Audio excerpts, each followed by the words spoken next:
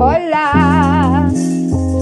So, andito tayo sa bahay. Magluluto na naman tayo. Ito, yung lulutuin natin ngayon, pang ano na to? Pang hapunan, tapos ano na din to?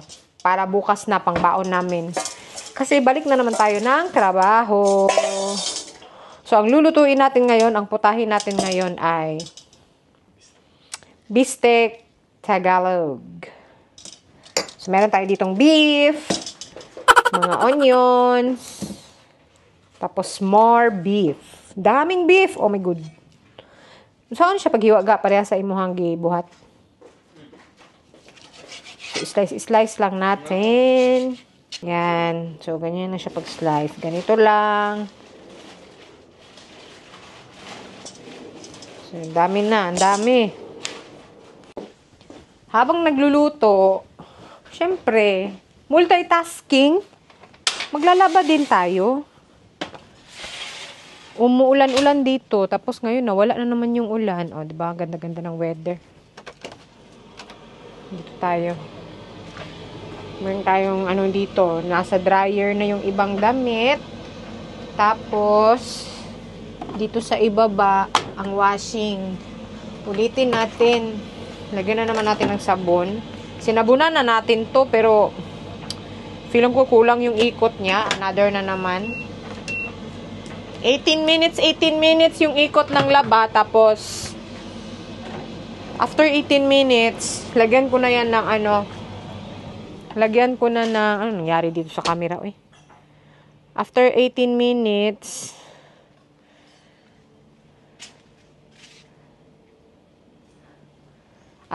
minutes, lagyan na natin ng ano, pabango, conditioner. Nasa labas yung labahan doon. Tapos i-slice na naman tayo ng onion. Sana yung onion ga? Nagalan ako panidaan para sa imo. Sige.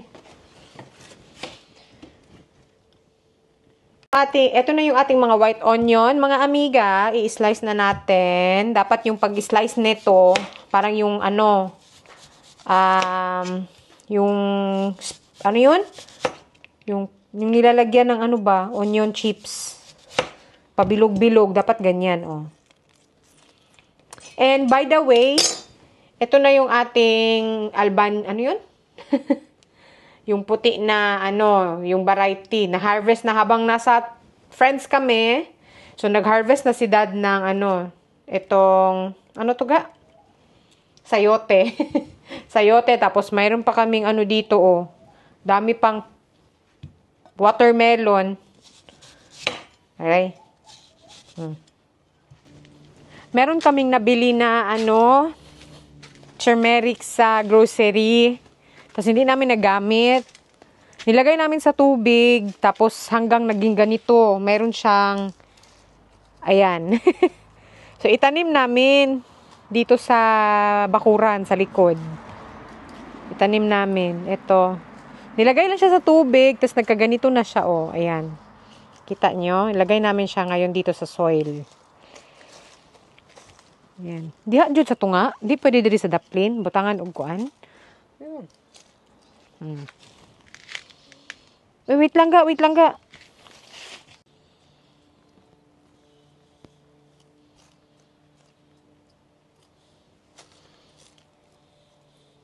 Tingnan nyo. Magluto na tayo. Asa naman? Una ang karne? This one? That one. It's very hot. No, ga. Go ahead. It's just funny. Luto na tayo ng dinner, everyone. Natulog kami kanina. After mag-slice.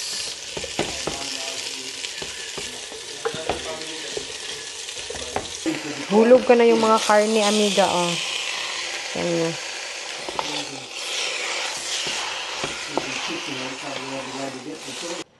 Grabe yung lakwatsa namin today. Actually, kahapon umalis kami. Tapos ngayon lang kami tanghali nakauwi. Pagdating ko dito sa bahay, natulog, nagbihis. At eto, magdi-dinner naman. So, nagluluto na naman tayo dito na bistek Tagalog. Gustong-gusto ko talaga ito kapag sobrang daming onion. So, eto, meron kami ditong, isang bowl pa na onion kasi ihalo natin yan pag luto na yung ating karne, pang toppings. Ito na mga amiga, nilagyan na natin ng butter yan.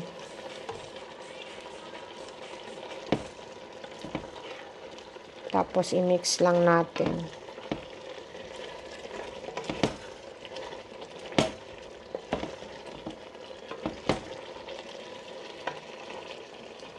Everybody looks to the left. So, itong ulam namin tonight, baon na rin namin to bukas. Tapos, breakfast na din to ni Habi.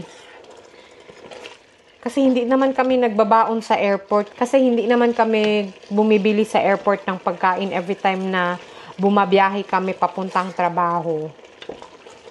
So, kaya napakadami nitong niluto ko kasi baon na rin. Brunch na to, brunch. Pero si Habi, kumakain yan ng breakfast. Pagising sa umaga, bago maligo, kakain yan. Ako, depende lang. Magkape or mag-breakfast. Nagabaon talaga kami pag nagabalik kami sa trabaho. Kasi yung mga pagkain sa airport, pabalik-balik. Ramen, mga sandwich, salad. Siyempre, maghanap man talaga tayo ng kanin, 'di ba? Iba tayo, mga Pinoy. Kanin is life. Lagyan na natin ng pepper. Yan. Ako, gustong-gusto ko yung maraming pepper.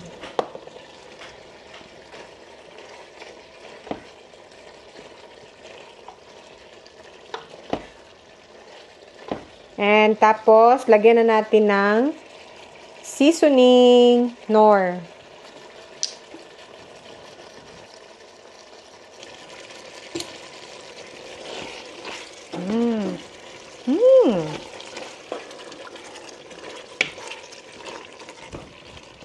Siyempre, lagyan natin ng manamis-namis na Sprite.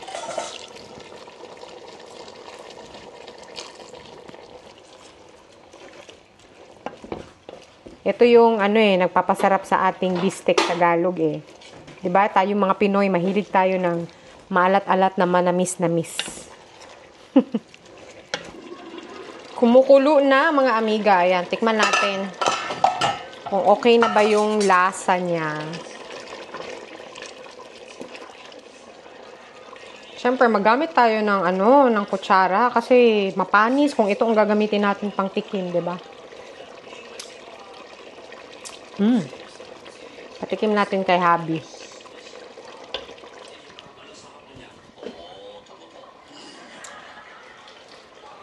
Kulang? Kulang ng paminta.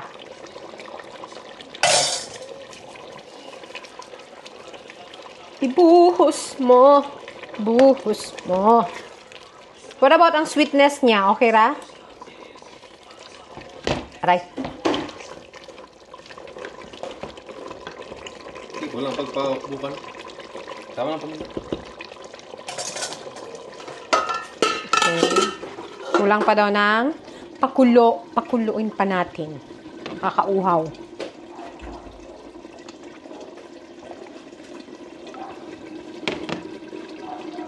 Amiga, luto na ang ating bistek Tagalog. Tapos, ilagay na natin tong ating tinira na charan, diba? Ilagay natin.